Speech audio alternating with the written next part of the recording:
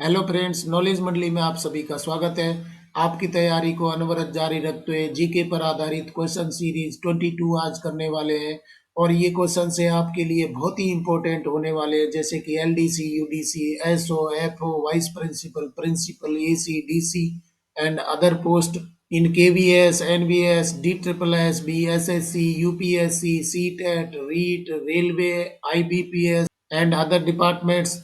तो साथियों, शुरू करते हैं सामान्य जागरूकता और सामान्य ज्ञान पर आधारित क्वेश्चन सीरीज पार्ट 22।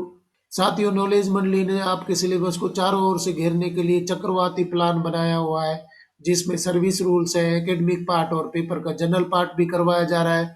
तो आप चक्रवाती प्लान के सारे वीडियो देखिए और अपने सिलेक्शन को एक नई दिशा दीजिए।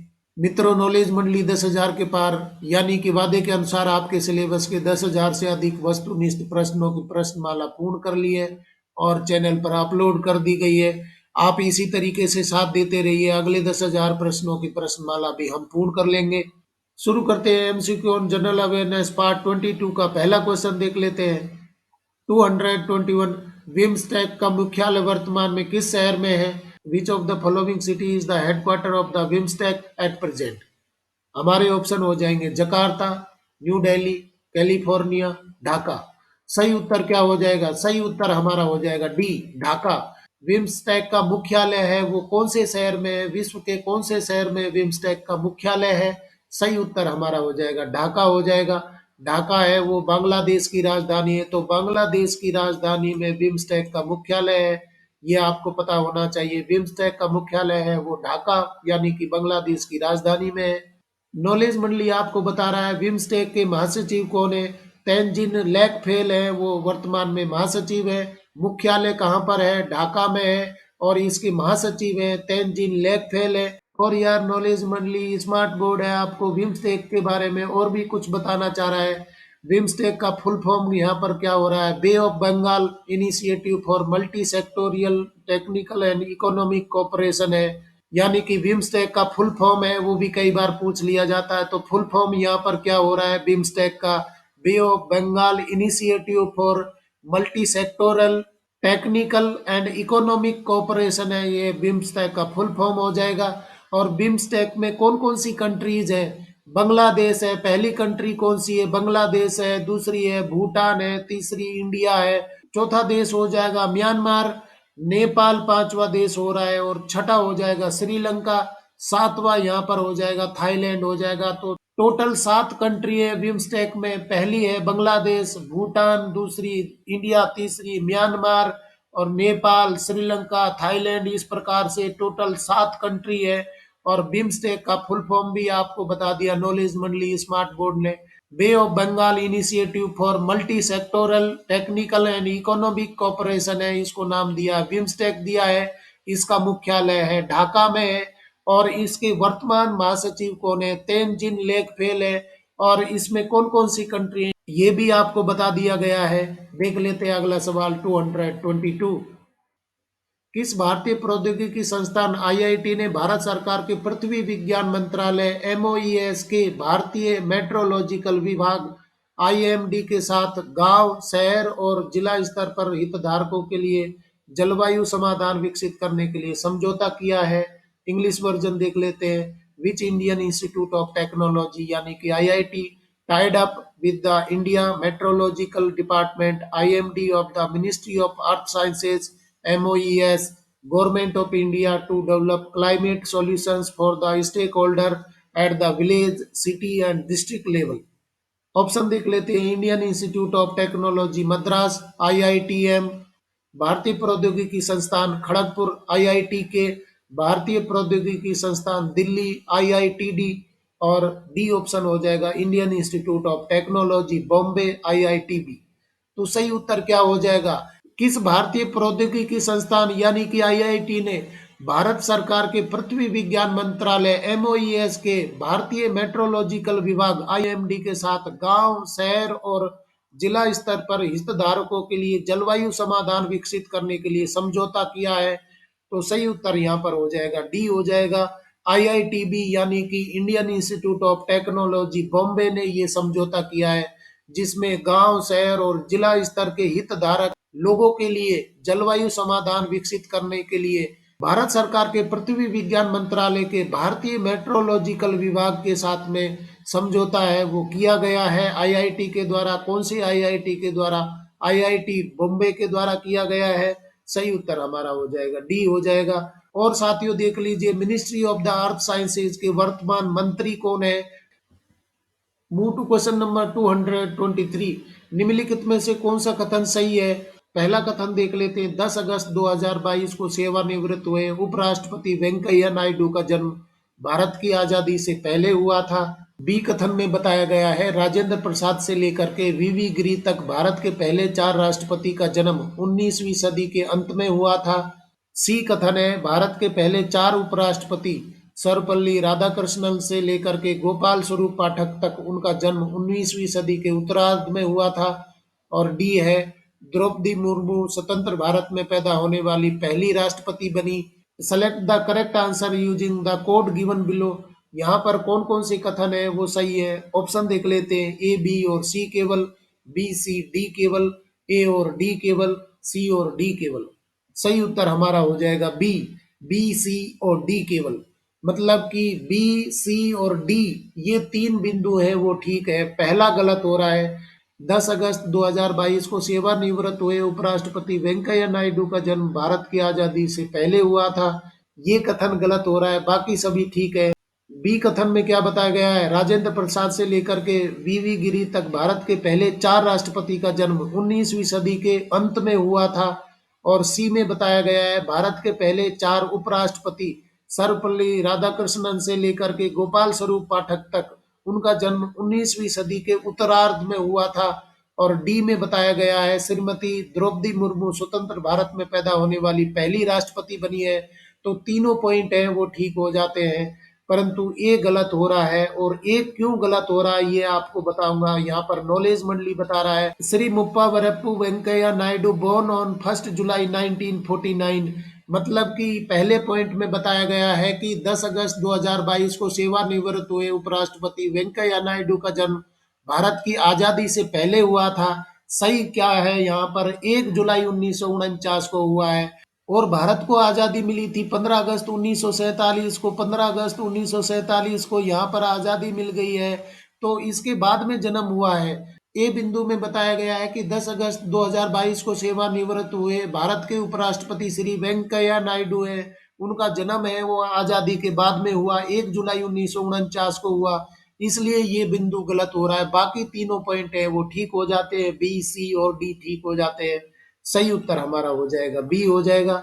अगला सवाल देख लीजिए 224। निम्नलिखित में से कौन सा तरीका सही नहीं है जिसके द्वारा एक भारतीय नागरिक अपनी नागरिकता खो सकता है? Which among the following is not the correct mode by which an Indian citizen में लॉस हिज हर सिटीजनशिप? कौन सा तरीका ठीक नहीं है, कौन से आधार पर वो अपनी नागरिकता नहीं खो सकता है? बाकी सभी तरीके से खो सकता है। जिस तरीके से वो अपनी नागरिकता नहीं खो सकता, उसकी नागरिकता नहीं जा सकती, वो हमें पता लगाना है। ऑप्शन देख लेते हैं। परित्याग, समापन, वंचन, घोषित अपराधी के रूप में अंकित होना। तो कौन सा तरीका है जिसके द्वारा वो अपनी नागरिकता नहीं खो सकता है? सही उत्तर हमारा हो जाएगा डी हो जाएगा। घोषित अपराधी के रूप में अंकित होना या डिक्लेयर्ड एज प्रोक्लेम्ड ऑफेंडर, इस आधार पर उसकी नागरिकता नहीं जाती। बाकी तीनों तरीके से जा सकती है। रिनाउंसिएशन, टर्मिनेशन और डेप्रीवेशन, इन तीनों तरीके से जा सकती है। परित्याग कर सकता है, समापन हो सकता है, वंचन हो सकता है, वंचित किया जा सकता है, परंतु घोषित अपराधी के आधार पर वो अपनी नागरिकता नहीं खो सकता भारत का नागरिक। सही उत्तर हमारा हो जाएगा डी। घोषित अपराधी के रूप में अंकित होने पर उसकी नागरिकता नहीं जा सकती। बाकी तीनों तरीके से जा सकती है। परित्याग से जा सकती है, मतलब वो छोड़ सकता है। समाप्त की जा सकती है नागरिकता, उसको वंचित किया जा सकता है। डी ऑप्शन हमारा ठीक हो जाएगा। अगला सवाल देख लेते हैं 225। वर्ष 2022 में किस दिन को विश्व आदिवासी दिवस के रूप में मनाया गया? In the year 2022 international day of the world's indigenous peoples was observe on dash. तो यहाँ पर खाली स्थान में क्या आ जाएगा? वर्ष 2022 में किस दिन को विश्व आदिवासी दिवस के रूप में मनाया गया था? ऑप्शन हमारे हो जाएंगे 24 अक्टूबर 2022, 23 मार्च 2022, 9 अगस्त 2022, 15 अगस्त 2022। सही उत्तर क्या हो जाएगा? बहुत ही इंपॉर्टेंट है। विश्व आदिवासी दिवस कब मनाया गया था? सही उत्तर हमारा हो जाएगा सी हो जाएगा, 9 अगस्त 2022 को ये मनाया गया था। तो 9 अगस्त को क्या मनाया जाता है? 9 अगस्त को विश्व आदिवासी दिवस मनाया जाता है। International day of the world's indigenous people है वो मनाया जाता है 9 अगस्त को। साथियों, नॉलेज मंडली स्मार्ट बोर्ड आपको बता रहा है विश्व आदिवासी दिवस की थीम क्या थी। Theme for 2022, the role of indigenous women in the preservation and transmission of traditional knowledge. ये थीम थी। विश्व आदिवासी दिवस 9 अगस्त को मनाया गया और इसकी थीम रखी गई थी। क्या थीम थी? The role of indigenous women, मतलब वुमेन को फोकस किया गया था। In the preservation and transmission of traditional knowledge, मतलब कि आदिवासी महिलाओं के लिए ये समर्पित दिवस था। जो क्या कर रही है? प्रिजर्व कर रही है, उसको संरक्षित कर रही है, उनके जो रीति रिवाज है उनको संरक्षित कर रही है और साथ में आने वाली जनरेशन में भी वो ट्रांसमिट कर रही है। क्या चीज को? उनके ट्रेडिशनल नॉलेज को संरक्षित कर रही है और आगे बढ़ा रही है। तो इसको थीम रखा गया था। क्या रखा गया था? The role of indigenous women in the preservation and transmission of traditional knowledge. Dear friends, question पसंद आ रहे हैं तो लाइक बटन दबाइए। अगला सवाल देख लेते हैं 226। संसद के किसी भी सदन के सदस्य की अयोग्यता के बारे में प्रश्नों पर कोई निर्णय देने से पहले भारत के राष्ट्रपति निम्नलिखित में से किस संस्थान की राय प्राप्त करेंगे? इंग्लिश वर्जन देख लेते हैं। Before giving any decision on questions about disqualification of A member of either house of parliament, the president of India shall obtain the opinion of which one of the following institutions?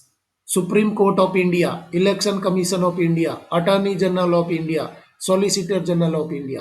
Bharat के राष्ट्रपति हैं, किसी सदन के सदस्य को अयोग्य घोषित करते हैं तो इस प्रकार के प्रश्नों के निर्णय लेने से पहले वो किससे सलाह लेंगे?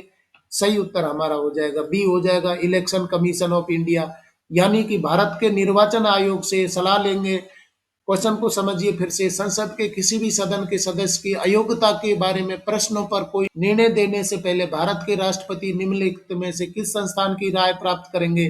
तो भारत के निर्वाचन आयोग से वो सलाह लेंगे और उसके बाद में निर्णय लिया जाएगा कि सदस्य को अयोग्य घोषित किया जाएगा या नहीं किया जाएगा। सही उत्तर हमारा हो जाएगा बी हो जाएगा, भारत के निर्वाचन आयोग से सलाह लेंगे भारत के राष्ट्रपति और उसके बाद में संसद के किसी भी सदन के सदस्य की अयोग्यता के बारे में वो निर्णय करेंगे। वर्तमान में भारत के निर्वाचन आयोग के चेयरमैन कौन है?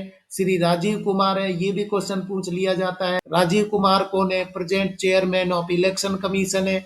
और क्वेश्चन यहाँ पर हमने समझ लिया कि राष्ट्रपति है, किसी भी संसद सदस्य की सदस्यता के बारे में प्रश्न कोई उठता है तो अंतिम निर्णय है वो किसकी सलाह से करेंगे? भारत के निर्वाचन आयोग की सलाह से करेंगे। अगला सवाल देखते हैं 227। जुलाई 2022 में हुए टैक्टिकल लीडरशिप प्रोग्राम के संदर्भ में निम्नलिखित कथनों पर विचार करें। तो कथन देख लेते हैं। टैक्टिकल लीडरशिप प्रोग्राम भारतीय वायुसेना और मिस्र की वायुसेना के बीच एक पारस्परिक संवाद था। बी में बताया गया है ये प्रोग्राम एक वार्षिक कार्यक्रम है जिसमें भारतीय वायुसेना और मिस्र की वायुसेना भाग लेती है। भारतीय वायुसेना की ओर से tactics and air combat development TACDE ने भाग लिया। और डी में बताया गया है जुलाई 2022 के टैक्टिकल लीडरशिप प्रोग्राम का आयोजन इजिप्टियन फाइटर वेपन स्कूल जो कायरो वेस्ट एयरफोर्स बेस में स्थित है में किया गया। Consider the following statements with reference to tactical leadership program which took place in July 2022।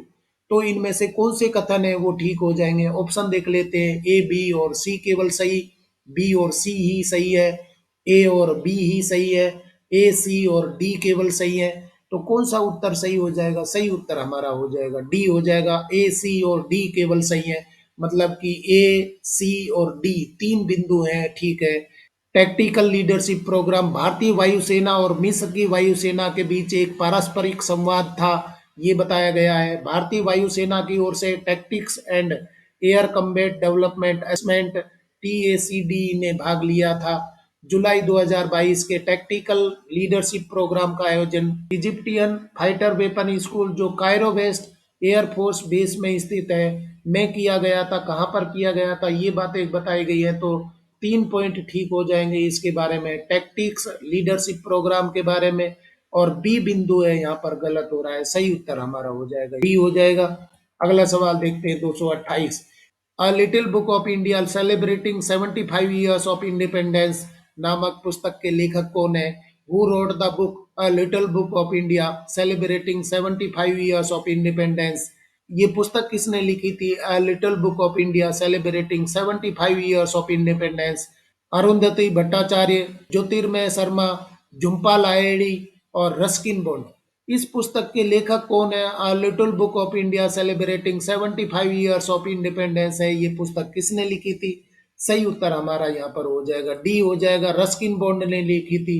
Ruskin bond ने कौन सी पुस्तक लिखी? अ little book of India celebrating 75 years of independence. और साथियों मैं आपको बताना चाह रहा हूँ रस्किन बॉन्ड है वो कौन है? Ruskin bond is an Indian author. Books कौन कौन सी लिखी है इन्होंने? The room on the roof, the blue umbrella, rusty the boy from the hills. तो तीन बहुत फेमस किताबें लिखी थी। रस्किन बॉन्ड है वो क्या है? इंडियन ऑथर है और इन्होंने किताबें लिखी थी। पहली है the room on the roof, the blue umbrella और तीसरी है rusty the boy from the hills. और इसके साथ में ये पुस्तक तो आपसे पूछ ली गई है, अ little book of India celebrating 75 years of independence. तो इस बारे में भी पूछ लिया जाता है। और दूसरी कौन कौन सी पुस्तकें थी? रस्किन बॉन्ड है वो कहाँ के रहने वाले हैं? ये बातें भी पूछ ली जाती हैं। अगला सवाल देख लेते हैं 229। जुलाई 2022 में घोषित 68वें राष्ट्रीय फिल्म पुरस्कार 2020 में सामाजिक विषय श्रेणी की सर्वश्रेष्ठ फिल्म का पुरस्कार पाने वाली फीचर फिल्म का क्या नाम है? What is the name of the feature film that won in the best film on social issues category in the 68th National Film Awards 2020 announced in July 2022? वो कौन सी फीचर फिल्म है जिसको सामाजिक विषय श्रेणी की सर्वश्रेष्ठ फिल्म का पुरस्कार मिला था 68वें राष्ट्रीय फिल्म पुरस्कार 2020 में? और इसकी घोषणा की गई थी जुलाई 2022 में। ऑप्शन देख लेते हैं, साइना, फ्यूनरल, टेल डंड, बी हेडिंग ए लाइफ और मंडेला। कौन सा ऑप्शन ठीक हो जाएगा? सामाजिक विषय श्रेणी की सर्वश्रेष्ठ फिल्म पुरस्कार कौन सा मिला था 68वें राष्ट्रीय फिल्म पुरस्कार में जिसकी घोषणा की गई थी जुलाई 2022 में? सही उत्तर हमारा हो जाएगा बी हो जाएगा, फ्यूनेरल। साथियों नॉलेज मंडली राष्ट्रीय फिल्म पुरस्कार के बारे में भी कुछ बताना चाह रही है, देख लीजिए। Award is given by the directorate of film festivals new Delhi which comes under the ministry of information and broadcasting. तो ये अवार्ड किसके द्वारा दिया जाता है? डायरेक्टरेट ऑफ फिल्म फेस्टिवल के द्वारा दिया जाता है। और ये स्थित कहाँ पर है? न्यू दिल्ली में। डायरेक्टरेट ऑफ फिल्म फेस्टिवल है वो किस मंत्रालय के अंतर्गत आता है? Ministry of information and broadcasting के अंतर्गत आता है। तो ये भी बता दिया गया। और नॉलेज मंडली आपको ये भी बता रहा है कि फ्यूनरल है वो कौन सी लैंग्वेज में थी? मराठी लैंग्वेज की फिल्म थी जिसको सामाजिक विषय श्रेणी की सर्वश्रेष्ठ फिल्म का पुरस्कार मिला था। कौन से फिल्म फेस्टिवल में? 68वें राष्ट्रीय फिल्म फेस्टिवल में ये दिया गया था 2020 के लिए। और इसकी घोषणा हुई थी 2022 में हुई थी। Move to question number 230। राष्ट्रीय परिवार स्वास्थ्य सर्वेक्षण NFHS 5 रिपोर्ट के आधार पर सूची फर्स्ट में दिए गए निम्नलिखित भारतीय राज्यों का मिलान सूची द्वितीय में दिए गए 5 वर्ष से कम आयु के बच्चों में बौनेपन की बहुलता के प्रतिशत के साथ कीजिए। तो यहाँ पर NFHS 5 के तहत यानी कि राष्ट्रीय परिवार स्वास्थ्य सर्वेक्षण पांचवा किया गया था। इसके आधार पर भारतीय राज्य दिए गए हैं और उनमें बौनेपन की बहुलता का प्रतिशत कितना पाया जाता है उनको मैच करना है। उत्तर प्रदेश, गुजरात, पश्चिम बंगाल, पंजाब। सूची सेकंड में बौनेपन की बहुलता प्रतिशत है वो दिया गया है 34%, 25%, 39%, 40%। इंग्लिश वर्जन भी देख लीजिए। Based on the national family health survey NFHS 5 report match the following Indian states in list first with the percentage of prevalence of stunting in children under age 5 in list second। तो option यहाँ पर कौन सा सही हो जाएगा? सही option हमारा हो जाएगा डी हो जाएगा। डी ऑप्शन है वो ठीक हो रहा है। डी ऑप्शन में देख लेते हैं भारतीय राज्य कौन सा हो जाएगा। उत्तर प्रदेश में 40% बोनेपन की बहुलता है। इसके बाद में बी में क्या दिया गया है? बी में थर्ड आ जाएगा, ये आ जाएगा आपका थर्ड आ जाएगा 39 हो जाएगा। गुजरात में बोनेपन की प्रतिशत कितना है? 39% है। और सी में दिया गया है फर्स्ट आ जाएगा 34% है। पश्चिम बंगाल में 34% है। और डी में पंजाब में 25% है। इस प्रकार से ये हो जाएगा, यहाँ पर आ जाएगा ए आ जाएगा, यहाँ आ जाएगा आपके बी, इसमें आ जाएगा आपके डी आ जाएगा, और फर्स्ट में आ जाएगा आपका पश्चिम बंगाल आ जाएगा, मतलब कि सी आ जाएगा। तो उत्तर प्रदेश में बोनेपन का प्रतिशत कितना है? 40 है। और गुजरात में बोनेपन का प्रतिशत है 39% है, पश्चिम बंगाल में 34% है, पंजाब में 25% है। तो ये मिलान भी पूछ लिए जाते हैं। सही उत्तर यहाँ पर हो जाएगा डी हो जाएगा। अगला सवाल देखते हैं 231। प्रधानमंत्री आवास योजना शहरी PMAYU के संबंध में निम्नलिखित में से कौन सा कथन गलत है? विच of the following statements regarding प्रधानमंत्री Awas Yojana urban PMAYU is incorrect? तो गलत हमें पहचानना है। प्रधानमंत्री आवास योजना शहरी, जिसको PMAYU नाम दिया गया है, इसके बारे में गलत कौन सा ऑप्शन दिया गया है? ऑप्शन देख लेते हैं। PMAYU की शुरुआत जून 2015 में शहरी क्षेत्रों में रहने वाले लोगों को आवास देने के लिए की गई थी। बी में बताया गया है PMAYU केंद्र सरकार की एक अग्रणी आवासन योजना है। और सी में PMAYU योजना को 13 दिसंबर 2025 तक बढ़ा दिया गया है। डी ऑप्शन में है 4 अगस्त 2022 तक 6.15 मिलियन आवासों का निर्माण पूरा हो चुका है अथवा लाभार्थियों को दे दिया गया है। तो कौन सा गलत हो रहा है? कौन सा ऑप्शन गलत हो रहा है? ए हो रहा है, बी हो रहा है, सी हो रहा है, डी हो रहा है? किसके बारे में? PMAYU मतलब कि प्रधानमंत्री आवास योजना शहरी के बारे में कौन सा कथन गलत हो रहा है? सही उत्तर हमारा हो जाएगा सी हो जाएगा। ये गलत हो रहा है, ये गलत हो रहा है, और हमारा उत्तर भी क्या हो रहा है? सी हो रहा है। PMAYU योजना को 13 दिसंबर 2025 तक बढ़ा दिया गया है, ये बिल्कुल गलत हो रहा है। बाकी सभी ठीक हो जाएंगे। PMAYU की शुरुआत जून 2015 में शहरी क्षेत्रों में रहने वाले लोगों को आवास देने के लिए की गई थी। बी में बताया गया है PMAYU केंद्र सरकार की एक अग्रणी आवासन योजना, ये भी ठीक है। और 4 अगस्त 2022 तक 6.15 मिलियन आवासों का निर्माण पूरा हो चुका है अथवा लाभार्थियों को दे दिया गया है, तो ये भी ठीक हो जाएगा। यहाँ पर सी पॉइंट गलत हो रहा है, और क्वेश्चन के अनुसार भी सही उत्तर हो रहा है हमारा सी हो जाएगा। और साथियों देख लेते हैं ये गलत क्यों हो रहा है। सही ऑप्शन यहाँ पर क्या हो सकता था? The PMAY urban scheme is valid till दिसंबर 2024। मतलब कि ये 13 दिसंबर 2025 गलत हो रहा है। यहाँ पर क्या आ जाएगा? 2024 तक इसको बढ़ा दिया गया है। अगर 2024 होता तो ये सही हो जाता। तो इस प्रकार का क्वेश्चन भी पूछ लिया जाता है कि इसको कब तक बढ़ा दिया गया है? दिसंबर 2024 तक इसको बढ़ा दिया गया है PMAYU योजना को। नेक्स्ट क्वेश्चन देख लेते हैं 232। सूची फर्स्ट में दिए गए भौगोलिक संकेतक GI टैग वाले भारतीय उत्पादों का मिलान सूची द्वितीय में दिए गए राज्यों के साथ कीजिए। तो सूची फर्स्ट में भौगोलिक संकेतक यानी कि GI टैग दिए गए हैं, और सूची द्वितीय में राज्य दिए गए हैं। यहाँ पर हम भौगोलिक संकेतक किसके लिए दिए गए हैं वो देख लेते हैं। रसगोला, नोक्ते खेर, काजी नेमू, डिंडीगुल ताले। और राज्य दिए गए हैं Tamil Nadu, Assam, Orissa, Mizoram. Select the correct answer using the codes given below. उत्तर देख लेते हैं कौन सा उत्तर सही हो जाएगा। बी हो जाएगा। बी ऑप्शन को मैच करके देख लेते हैं। रसगोला है वो किसके लिए है? यहाँ बिल्कुल आप सही सोच रहे हैं, ये आ जाएगा उड़ीसा आ जाएगा। उड़ीसा है उसके लिए GI टैग दिया गया है। किसके लिए? रसगोला के लिए दिया गया है। इसके बाद में नेक्स्ट आ जाएगा, बी में आ जाएगा आपका फोर्थ आ जाएगा नोक्ते खेर है, किसके लिए दिया गया? ये मिजोरम के लिए GI टैग है। नोक्ते खेर मिजोरम में मिलता है। और काजी नेमू है वो कहाँ पर मिलता है? काजी नेमू के लिए आ जाएगा सेकंड आ जाएगा, ये आ जाएगा आसाम आ जाएगा आपका। काजी नेमू GI टैग असम राज्य में मिला है। और डिंडीगुल लॉक्स हैं वो कहाँ पाए जाते हैं? ये GI टैग मिल जाएगा तमिलनाडु में। डिंडीगुल ताले हैं वो बनते हैं।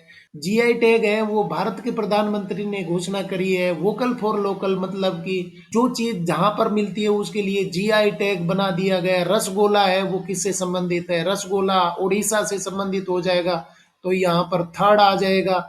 नौक्ते खेर है वो किससे संबंधित है? फोर्थ आ जाएगा मिजोरम आ जाएगा। काजी नेमो किससे संबंधित हो जाएगा? आसाम से हो जाएगा। और डिंडीगुल ताले हैं वो तमिलनाडु से संबंधित हो जाएंगे। तो GI टैग इसके बारे में दिया गया है बहुत ही इंपॉर्टेंट क्वेश्चन है, इसमें से एक ऑप्शन से भी क्वेश्चन बनाया जा सकता है। सही उत्तर हमारा हो जाएगा यहाँ पर बी हो जाएगा। अगला सवाल देख लेते हैं 233। वर्ष 2022 में निम्नलिखित में से किसे वायुसेना पदक शौर्य से सम्मानित किया गया था? Who among the following was conferred the Vayusena Medal Gallantry Award in 2022? Squadron leader Dilip Gurnani, commander Abhishek Pujari, wing commander Majumdar और डी ऑप्शन हो जाएगा ग्रुप कैप्टन राकेश शर्मा। वायुसेना पदक शौर्य से किसे सम्मानित किया गया इनमें से? सही उत्तर हमारा हो जाएगा ए हो जाएगा। स्क्वाड्रन लीडर दिलीप गुरनानी है, इनको वायुसेना पदक शौर्य से सम्मानित किया गया था वर्ष 2022 में। Question number 234।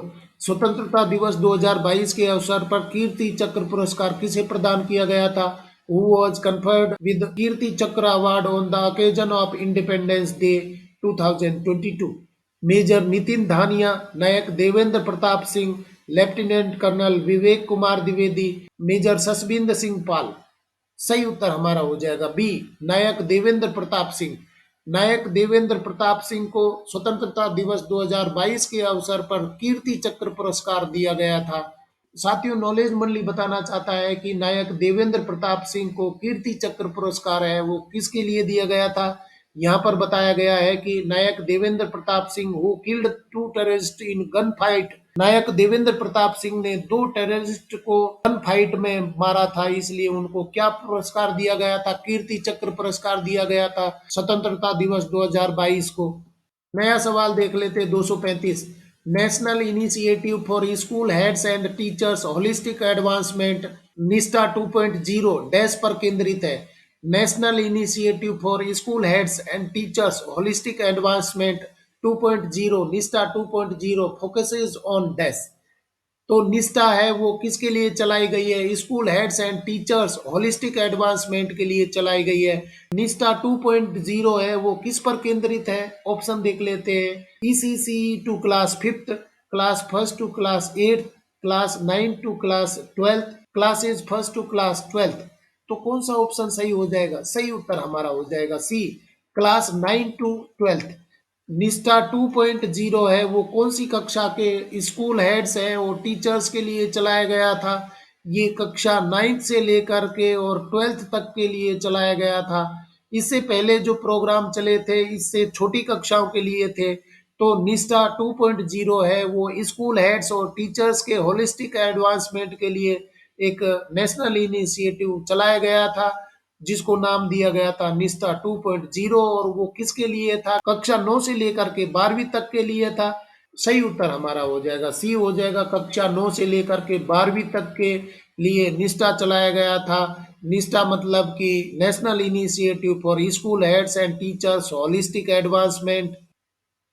Question number 236।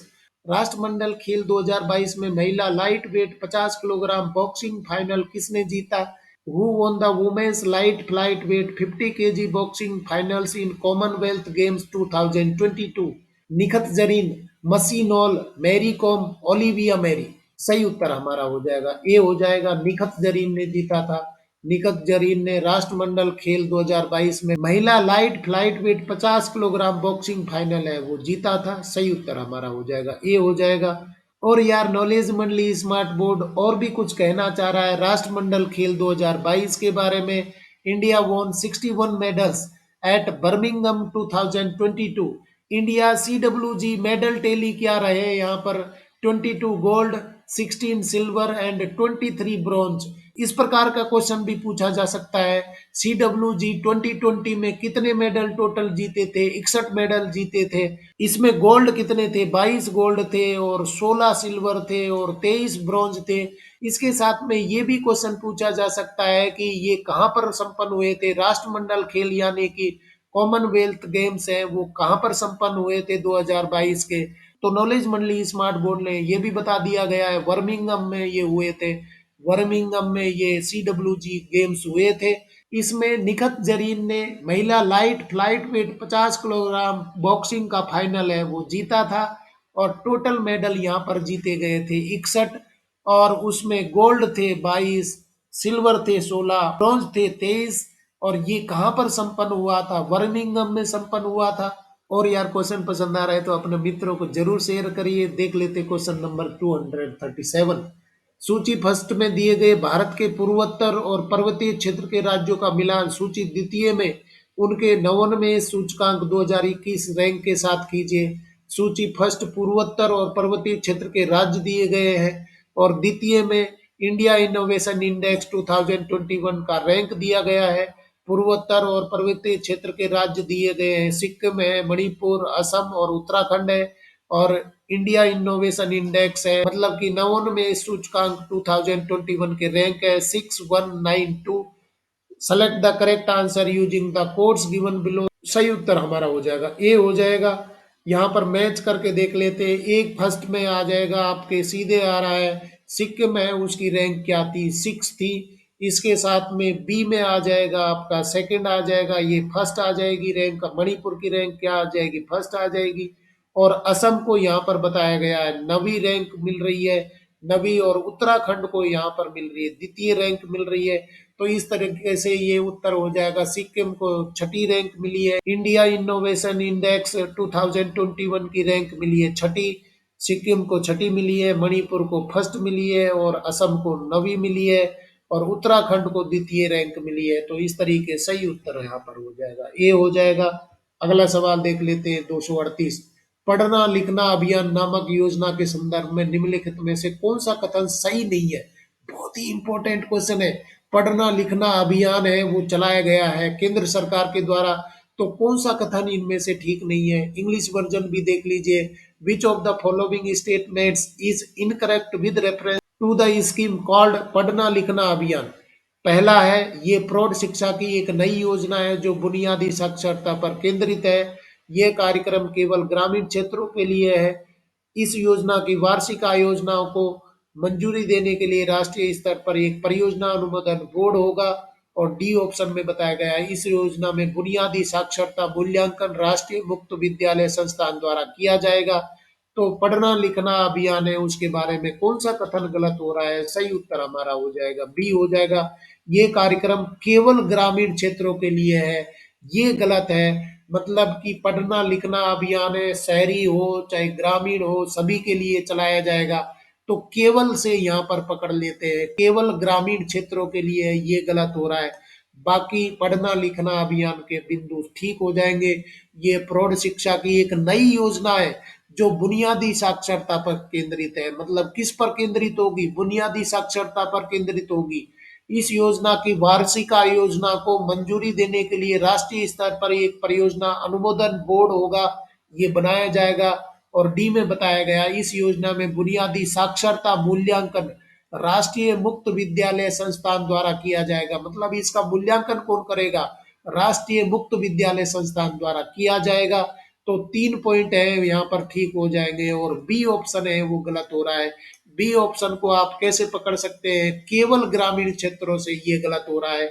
ये सभी के लिए शुरू की गई है। सही उत्तर यहाँ पर हो जाएगा बी हो जाएगा। और साथियों देख लीजिए, ये कार्यक्रम है पढ़ना लिखना अभियान है वो किससे संबंधित है, इसके बारे में और जानकारी दे रहा है नॉलेज मंडली। The new literacy scheme Padhna Likhna Abhiyan is going to be leap forward to achieve the goal of total literacy by 2030। ये भी बताया गया है कि पढ़ना लिखना अभियान है उससे 2030 तक पूर्ण साक्षरता प्राप्त करने का भारत सरकार ने एक लक्ष्य रखा है। ये क्वेश्चन भी इंपॉर्टेंट बन जाता है कि किस अभियान के द्वारा भारत है वो 2030 तक पूर्ण साक्षर देश बन जाएगा पढ़ना लिखना अभियान के द्वारा। और कब तक इसका टारगेट रखा गया है, 2030 तक रखा गया है। सही उत्तर यहाँ पर क्या हो रहा है, ये केवल ग्रामीण क्षेत्रों के लिए नहीं है, सभी के लिए है। नॉलेज का मतलब है कि ज्ञान बांटना, और नॉलेज मंडली है आपको ज्ञान के भंडार के रूप में साबित होगी। हर चीज यहाँ पर लाई जा रही है। क्वेश्चन पसंद आ रहे हैं तो लाइक बटन जरूर दबाइए। अगला सवाल देख लेते हैं 239।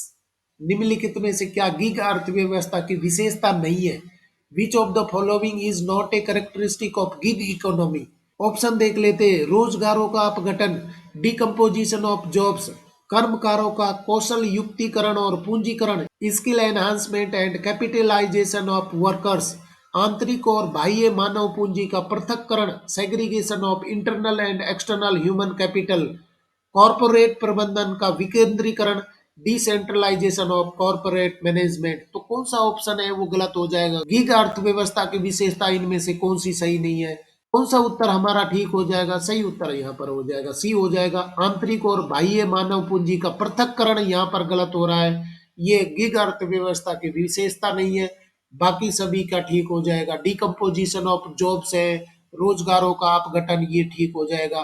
कर्मकारों का कौशल युक्तिकरण और पूंजीकरण, ये भी ठीक हो जाएगा।